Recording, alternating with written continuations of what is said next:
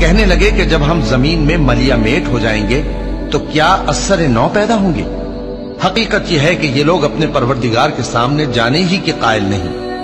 कह दो कि मौत का फरिश्ता जो तुम पर मुकर्रर किया गया है तुम्हारे रूहें कब्ज कर लेता है, फिर तुम अपने परवरदिगार की तरफ लौटाए जाओगे और तुम ताज्जुब करो जब देखो कि गुनाहगार अपने परवरदिगार के सामने सर झुकाए होंगे और कहेंगे कि ऐ हमारे परवरदिगार, हमने देख लिया और सुन लिया, तू हमको दुनिया में वापस भेज दे कि नेक अमल करें, बेशक हम यकीन करने वाले हैं। और अगर हम चाहते तो हर शख्स को हिदायत दे देते, लेकिन मेरी तरफ से ये बात करार पा चुकी है कि मैं दोज़ख को जिन्नों और इंसानों सबसे भर दूंगा।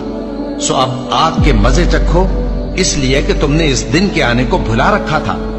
आज हमने भी तुम्हें भुला दिया है, और जो काम तुम करते थे उनकी सजा में हमेशा के अजाब के मजे चखते रहो।